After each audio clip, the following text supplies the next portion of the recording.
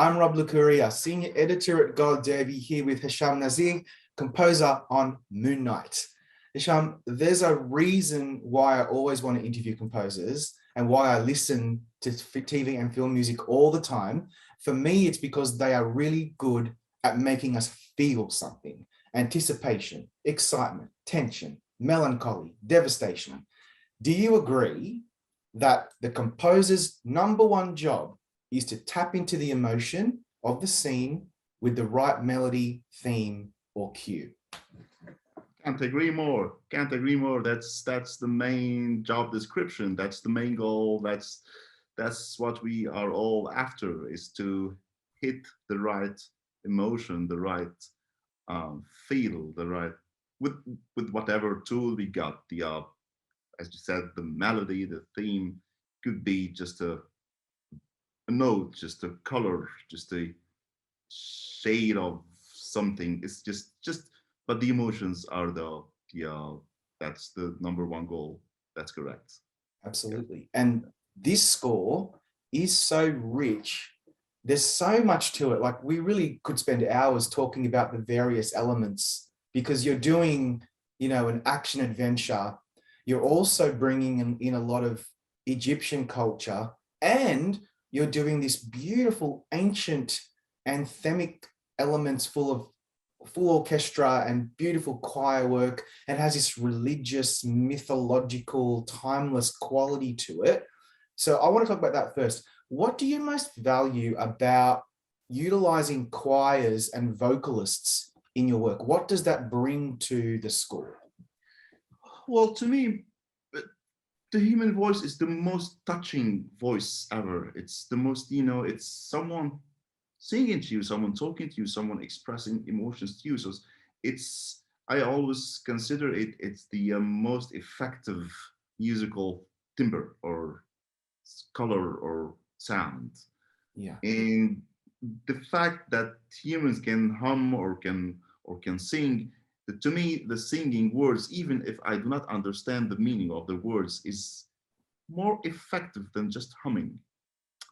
So it's like a couple of Europe, when you put lyrics, even if I don't know, and if someone speaks in Spanish, which I don't understand Spanish, or any language, to me is more expressive.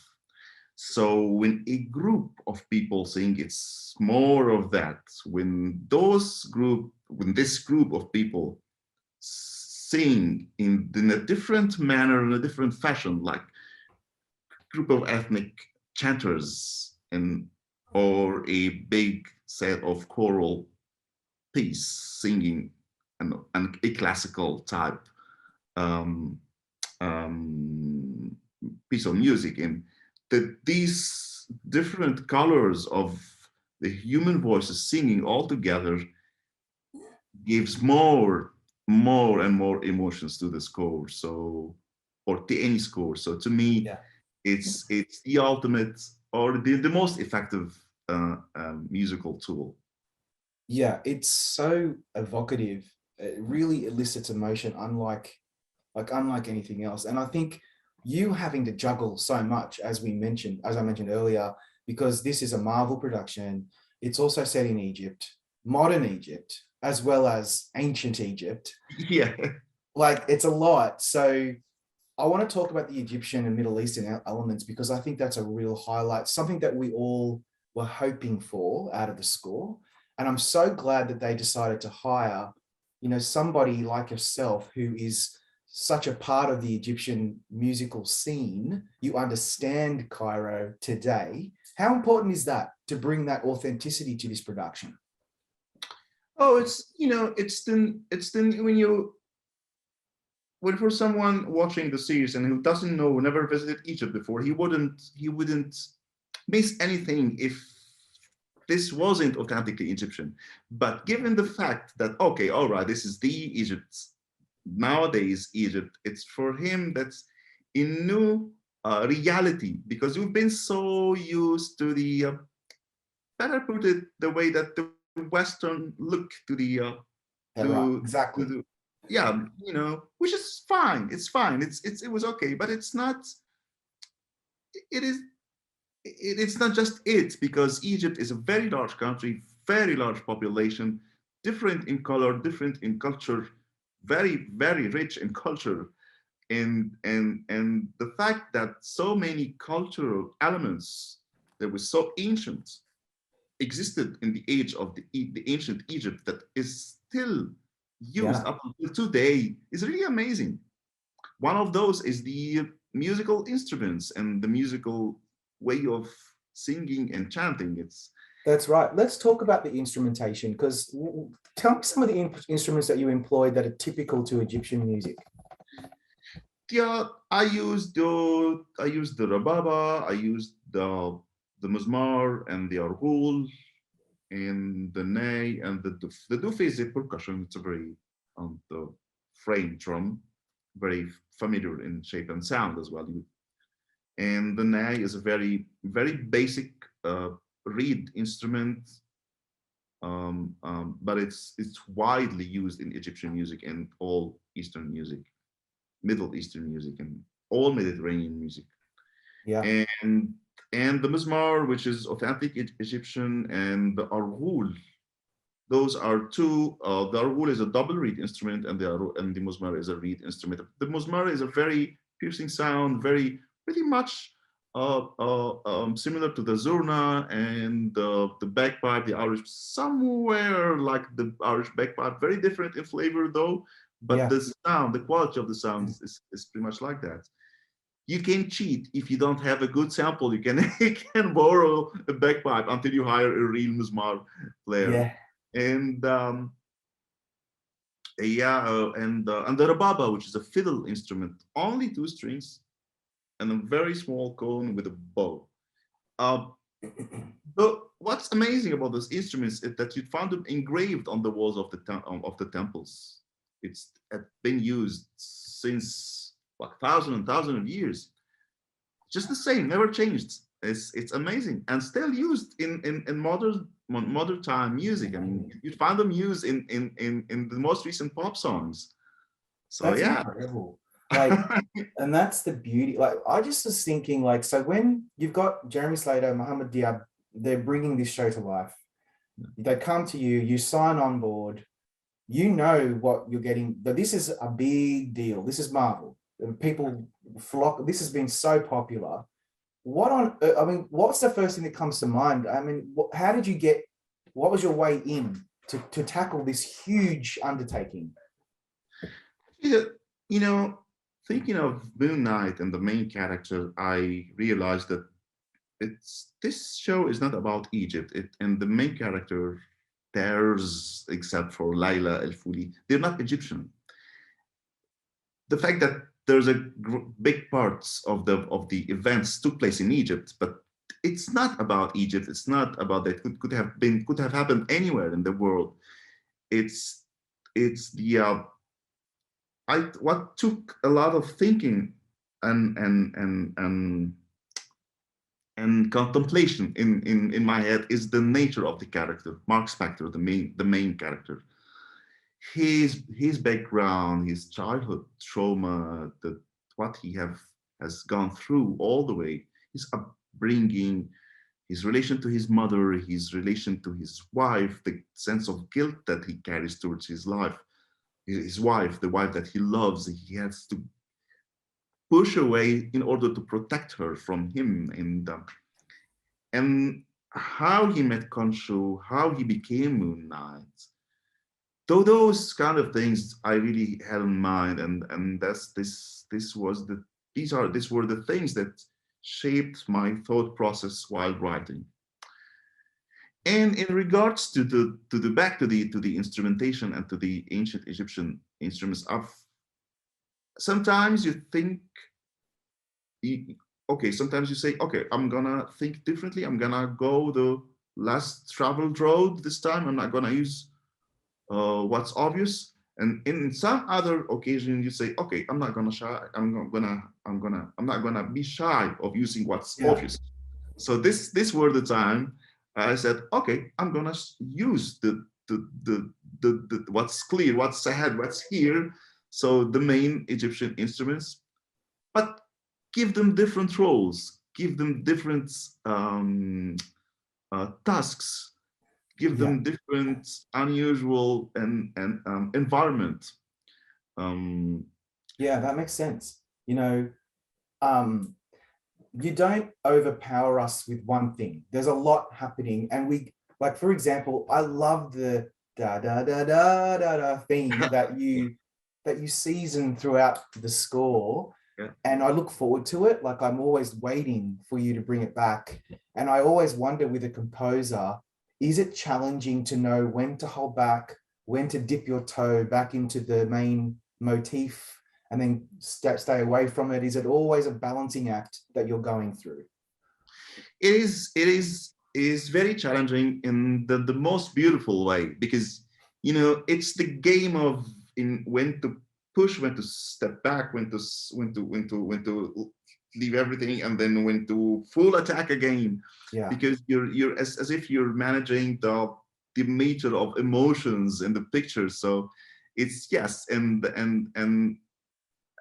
be careful with using melodies and motifs, because they work as if they are a line of dialogues, and sometimes you need to be careful not saying too much, not talking too much, not revealing too much, not giving so many giving away so many things at once. So, and sometimes you need to give all what you have in heart at once in abundance. So yes, it is challenging, and I cannot say that there's a certain routine that makes you go right. You can easily go wrong, but there is no right. There is no right way to do it. You just need to figure a way to find the right balance of when to use those motifs. So you're saying there's really no rules, and every single production will be different, but that just comes, I suppose, with experience. Is that what you would say? Like, you could have just, it could have been an overwhelming, like, the score is taking over. It doesn't. It really doesn't. But it's so lovely when there are moments when we get to really listen to it and you can really experience it. So that's the issue. The question, sorry, is music. Do you think the composers we should never really hear what they're doing, or do you like being able to be in the background sometimes, and then sometimes really just show off and let the audience really experience the music? That would certainly depend on the nature of the picture, nature of the project, nature of the film or the series, and the nature of the score. If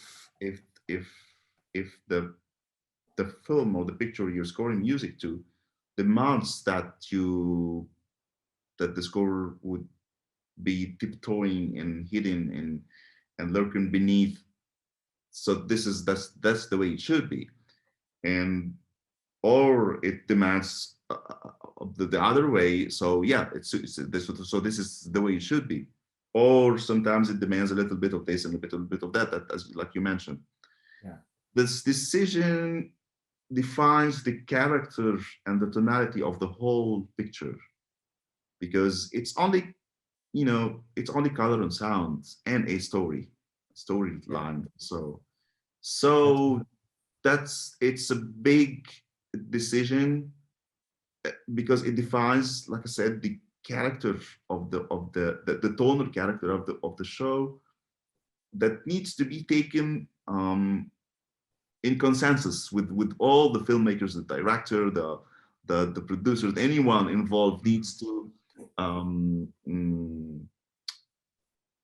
approve of this, because and we do this brainstorming and discussions so quite so many times, and I believe in trial and error. I believe in trying everything is possible, because sometimes the director asks me, is it possible that we can do this or that? I usually say, okay, let's try it, let's give it a shot. How would I know? Hypothetically, things might not work, but when trying them, they fit perfectly well. How would I know? And sometimes it's the other way around. We say, okay, sounds like a brilliant idea, let's do it. And we do it, it sounds horrible. So yeah, I believe in trial and error and trying everything. So yeah, I mean, it sounds like a lot of work and pressure, but it also sounds like a lot of fun. So creative. I want to tell you my favorite track. I don't know if you know the names of all the tracks on the album, but there's one called She Is Here. Oh yeah. And I mean, it's like a pulsating, I feel like I'm in a Cairo nightclub, and then it's Indiana Jones as well. Like, it is bonkers on paper, and yeah, I could listen, if you listen to that in full noise canceling headphones, it's so immersive. And that is because of the way that I find that with your scores, you really blend orchestral and electronic really seamlessly. Is that hard to get right?